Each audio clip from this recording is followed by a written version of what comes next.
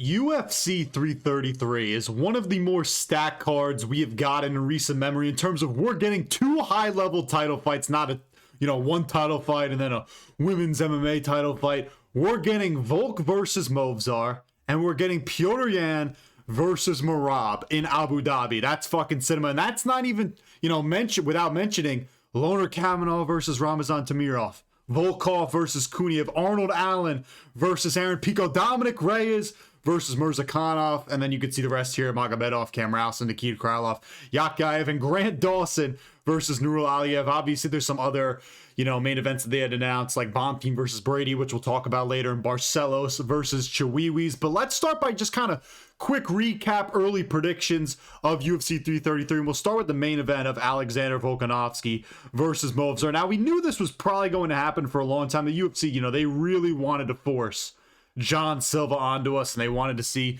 John Silva try and slime out Volk, but it didn't happen. We're getting Movsar versus Alexander Volkanovski, and I think it'll be interesting to kind of see how Volk looks in this one, because the second Diego Lopez fight, I thought he looked a little bit older, but I think some of that can be attributed to, he just was like, what, this is a fucking dumb matchup, and was just playing it even safer. There were a lot less moments in that second Diego Lopez fight than there were in the first one, and he was kind of just playing it safe to avoid the power of Diego Lopez and just kind of out-technicaled him and used his footwork very well to win that one. But if Movsar Evloev holds Volk up against the fence for 25 minutes and smudge him, I'll probably kill myself.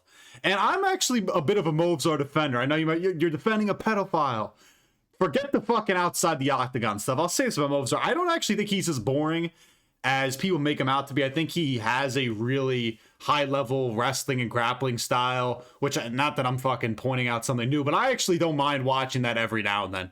You know what I mean? If he's not fighting somebody I care about, like the Raoni fight was, I wouldn't say it's fun because Movsar wanted to be a boxer for 2 rounds and not shoot a takedown, and I picked him to win. But he ended up, working his way back in that one and having a razor-close fight with Lerone Murphy. Now, I do think Movsar is the best guy in the division outside of Volk, but he doesn't pose any sort of finishing ability whatsoever. He literally does even have a finish. I couldn't tell you. I don't know if he has a finish in the UFC. Like a Silva or a Kevin Vicious would that would terrify me a lot more. And I know Vicious, he's early on in his career, and John Silva has his haters too, but I think John Silva would probably KO Volk at this point in his career. And even if Movsar is getting his takedowns in this one, which he will, it's hard to keep Volk down. Islam couldn't do it. Even if you're getting his back, he's in the, he's in the fucking surfer move, and he's fucking emoting on you. It really doesn't matter.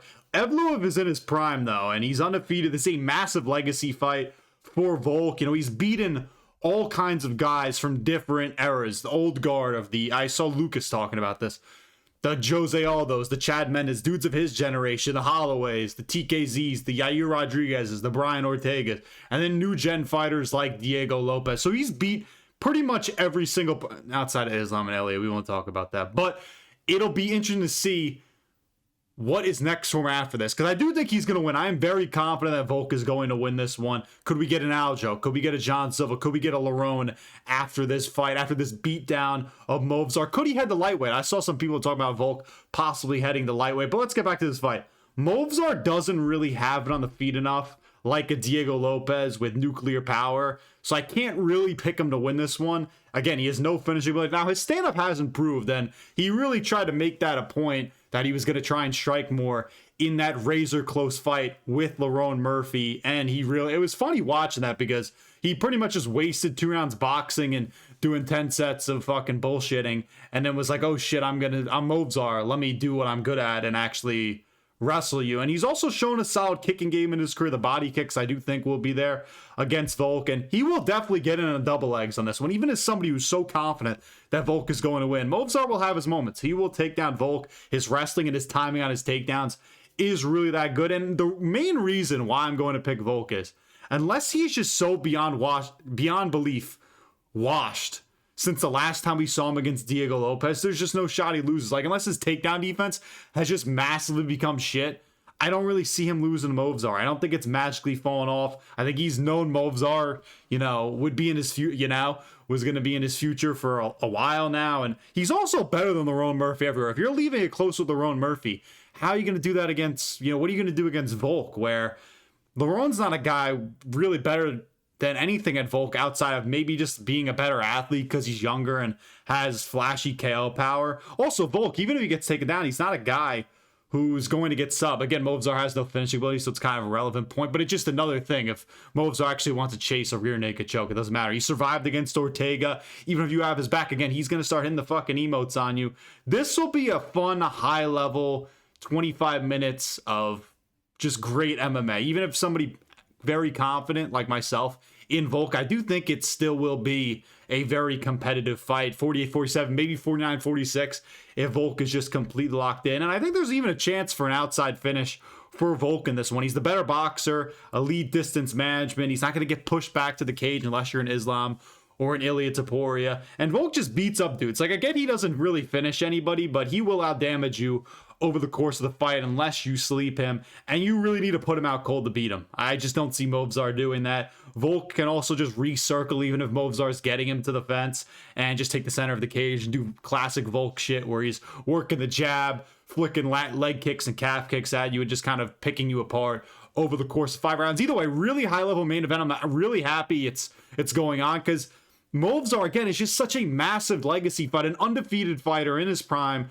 for Volk to add to his legacy. That's why I was so fucking pissed that he fought Diego the second time, because even if somebody like myself who's not high on Lerone Murphy, at least it would have been a new name for Volk to add to his legacy. Instead, he just does this stupid bullshit Diego Lopez fight that proved nothing and just showed us that things we already knew, that Volk was better than Diego Lopez by a mile. But that's not all that we have on this card. Let's talk about Merab versus Petr Yan 3, one of the more interesting trilogies in the history of the UFC, in my opinion, because, like, the first 2 fights between these guys, like, yes, the rounds were competitive at times, but they both 50-45 each other. You know, I mean, that's what's weird about this one. I actually think this third fight is going to be very close. I don't think it's going to be a 50-45, and it's a weird one, because I think a lot of people thought this fight would have taken place in, like, May or in April. Like, if you immediately after the completion of, 323, you would have said, all right, they'll be back in there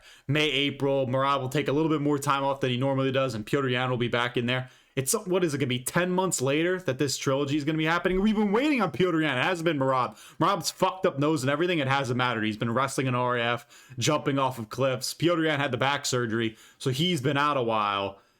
I think it will be interesting to see how Petr Yan looks post-back surgery and kind of how Merab's nose held up. But I just think as long as Petr Yan is healthy, which I'm assuming he will be, he's just going to outdamage Merab. And I can't really shake how badly Merab was kind of shut out in that last fight. And it'll be crucial. This fight, whoever wins this fight, they will most likely be moving forward the whole time and walking the other guy down. That seems to kind of be the case in this rivalry. And, like, Merab will probably just go in here with a very similar game plan. Just spam takedowns. And hopefully in this fight, he's actually able to hold up Petr Yan on the fence. And if Yan's on the front foot, he'll just mixing in combos, body work. But the key for Merab here is just to go back to what's gotten you this far. Smudging guys up against the fence, being kind of boring.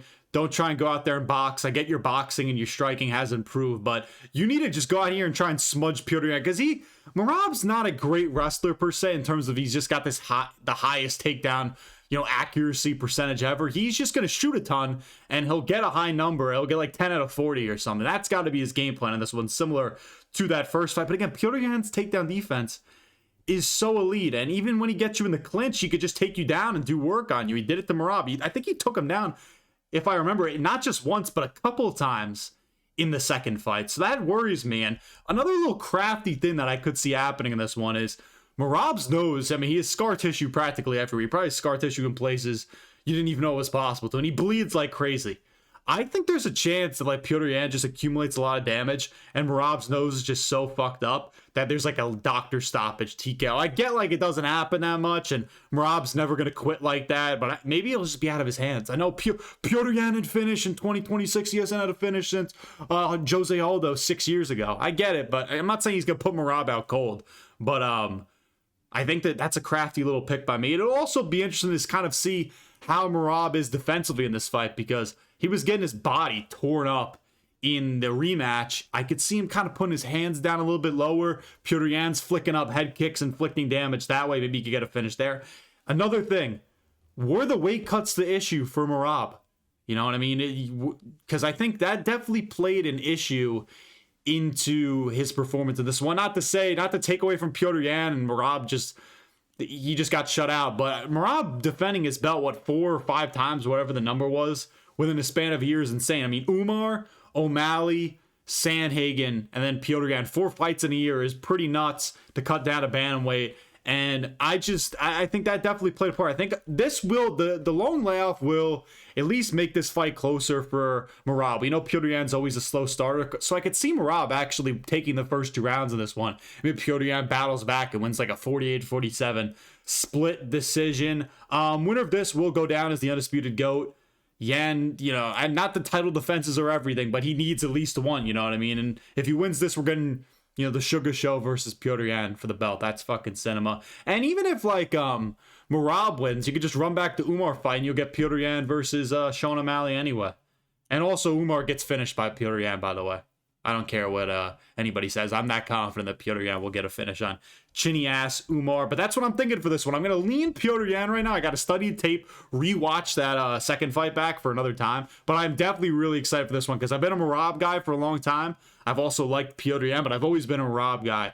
But I think I'm going to lean Petr Yan in this one, but I got to look. I'm very interested to see kind of what Petr Yan looks like post-back surgery, and if there's a little bit of ring rust, and maybe Merab can steal those first 2 rounds, and then all he's got to get is one more, and he can win the decision. You know what I mean? But I'm really excited for this one. Let's just talk quickly about the rest of the card, not Bonfim versus fucking Brady. Loner Kavanaugh versus Ramazan Tamirov spooks me a little bit because Loner Kavanaugh is coming back after such like a what's it called? It wasn't that long ago that he got his ass kicked but he went through an absolute war with Brandon Royval. Tamirov's a guy who's just going to go in there and swing wild hooks on you. Try and take your head off, chasing wild finishes. He's just killed our boy Steve Erceg, because Steve Erceg is a long flyweight and wants to fight in the pocket with people for some reason. Now, Tamirov, I'm going to pick Loner Kavanaugh on this one, and Tamirov, I think he could just gas a little bit too much, and I know Loner Kavanaugh can hold up over the course of rounds. Like in an ugly fight, he will be there. Loner, again, coming back pretty fast does worry me, and it's certainly a choice, but I just think he's too good, too powerful, and I think he wins this one. Again, losing to Royval is there's nothing wrong with that. Brandon Royval is that guy. He's always been a dude who's been at the top of the division. It's probably going to, an underrated guy in a sense of whenever he retires, you're going to be like, man, fuck, that guy was good, and he put on so many fun fights. Like, Manel Kopp was Manel Kopp just killed him, but outside of that, it seems like every other fight this guy is in is a pretty close war, and he's having moments, and Manel Kopp just, he's a steroid cheat and slept him. But whatever. Volkov versus Rizvan Kuniev. Again, they don't want Volkov near the belt whatsoever. You've heard of Dana White privilege, guys like Tony Ferguson would say Michael Chandler has it. Sean O'Malley. Alex Pereira to a degree. I'm just naming dudes who I know have gotten jumps up in competition. Maybe if they didn't necessarily deserve it. But Alexander Volkov as Dana White, unprivileged. Again, this guy gets robbed against Cyril Gane. Then they're making him fight Jailton Almeida and Waldo, and he beats both those guys. So now they're giving Kuniev. And Kuniev, I've had a bit of a change of heart on this guy, because I remember he comes in here, steroid cheat, he's fat as shit, has a really close fight with Curtis Blades that he arguably won, but Curtis Blades' knees were both shot, so it's But Kuniev has actually looked pretty good in the UFC, has pretty fast hands and can grapple, is a good athlete. Volkov's bad takedown defense worries me, but I think he's on such a nice run that I would lean him in this one. Fights behind his front kicks, is a pretty good striker. He's just so big, and he'll pick you apart, and maybe he stinks it up, and people say it's a robbery like they did in the Waldo fight, even though, I'm a Waldo guy through and through. I thought Volkov still won that one. He just landed more. Might have not been anything super significant, but he did land more. Arnold Allen versus Aaron Pico. I kind of wanted Arnold Allen to get a step up in competition, because he had just fought down 2 times in a row against John Silva and Melchizedek Costa, and looked very competitive with John Silva, and then kicked the shit out of Melky Costa. I was thinking maybe give him an Aljo or a Lerone Murphy. I feel like that'd be pretty fun. That being said, I think Arnold Allen versus Aaron Pico is very fun. Pico was kind of a weird one for me, where I was like, I don't really know what you do with him. Steve Garcia and him, are they teammates? Somebody told me that in my TikTok comment section, so I'm like, who the fuck do you give this guy? Melky Costa's gone. I'm literally just blanking on dudes who are ranked. Like, you're not going to give him Kevin Vacheios. I mean, unless you want Kevin Vacheios to sleep Aaron Pico. But I figured out maybe you'll give Aaron Pico like a quote-unquote layup, and then not a layup, but just somebody easier, and you build him up a little bit more, and then he gets like a real contender fight, like maybe an Arnold Allen before then. But I think Arnold Allen's going to win this one. Arnold Allen, he's just the forever gatekeeper of like the top 5 to like top 6 to 10. Like maybe the top 5 to 10. You just can't. He's just tough to beat. And he really only loses to the elite of the elite guys, like a Max Holloway, like a Movsar, like a John. So I almost blanked on who that other guy lost to was. But listen, I will say this for Aaron Pico though, because I don't want this to get forgotten. This isn't really related to this fight whatsoever. Aaron Pico, I actually think, could have KO'd Movsar. He schooled Pitbull, and listen, I remember, people forget this, man. Had Aaron Pico beat Movsar or Raoni, this guy would have gotten the Volk fight. You know what I mean? It's like kind of crazy how your career can turn, where he wasn't even looking that terrible in the Raoni fight before he had gotten knocked out. But I think I have to lean at Arnold Allen in this one, mainly just because Aaron Pico's chin, although I think it's overblown how bad it is, because it really seems like you only really knock him out with insanely big punches. I just think Arnold Allen's a little bit too crisp, or a little bit too good on the feet right now. Has looked really sharp in his last 2 fights. It'll be interesting to see how Pico incorporates his wrestling into this one, and how willing he is to take Arnold Allen down. But Allen's finally active again, man. And he's been starting fast, surviving big power punchers like Silva. Pico, again, he couldn't knock out Pitbull, so why would I pick you to knock out Arnold Allen, who's really tough to finish? Fun fight nonetheless. Really excited for this one. We wouldn't really be mad if Aaron Pico won. I like Aaron Pico. I'm just going to stick with my guy, Arnold Allen. Dom Reyes, Fat Volk. He's taking on Fat Volk, Azamat Murzakanov. And listen, we all want to still root for Dominic Reyes. I just don't think he's going to get this one done. He's probably going to get chinned. I mean, chin's gone. He seems hesitant to really throw down now. I mean, the Johnny Walker fight was one of the worst fights you'll ever see. And again, like, we all want Dom Reyes to go in the third title run. I just don't think it's going to happen now. Again, too hesitant. Chin's pretty much gone, and Murzakanov does hit very hard. Like, Dom Reyes is not surviving some of the punches that Paulo Costa took. He can't go out there and bang. Again, he's a counter puncher. He's not really going to box you up and walk you down. I mean, he tried it against John Jones and fucking nearly worked. But outside of that, he's mostly been a counter puncher with big power. But again, I'm taking Azamat Murzakanov probably by brutal knockout. Abus Magomedov versus Cam Ralston is a pretty fun one. Magomedov, again, so dangerous in that first round. Looked very good against Mikhail Lasheshek. And this is kind of a toss-up to me. I'd have to watch a little bit more. I like Cam Ralston. I like how he's looked. He's very dangerous in middleweight. It's actually like kind of a fun middleweight prospect and a fun middleweight, which there aren't that many of them. So, I mean, maybe I'll take Cam Ralston as long as he can get out of the first round. But again, Magomedov has all the skills to be very good. It's just a matter of, can the gas tank hold up? But Nikita Krylov versus Yakyaev. Listen, Krylov just got his ass kicked by Robert Whittaker. He's kind of bouncing back fairly quickly. It's kind of crazy because this dude, his career, I mean, he really wasn't super active. He used to be active, and then he was a lot of injuries and other shit were going on in his life, and he wasn't really fighting that much. Now he's kind of come back on the scene and fighting a lot more. I'll take Yakyaev probably by knockout. Again, like, Krylov's chin's just gone. I know he's still crafty and can kind of hang in there a little bit, and he still has skills, but I think Yakyaev is legit. I think this dude is really special at light heavyweight. I'm excited that he's getting like a big name, or, a relatively big name in the division, not fighting cans anymore. Grant Dawson versus Nurullo Aliev. This is a fucking hilarious fight, by the way. I mean, loser gets cut, winner gets cut. They're trying to throw up the most boring fight ever. Grant Dawson, I forgot who I saw this, but he only just has the most fake amount of finishes you'll ever see. We don't remember a Grant Dawson finish, you know what I mean? Like, obviously he does have a couple, like recently against Rebecca, but it's just like, I don't picture this guy finish people. He's so bad on the feet. I think it's going to be tough for Nurul Aliev to out-grapple Grant Dawson, and I'll probably take Grant Dawson's friend of the channel, by the way.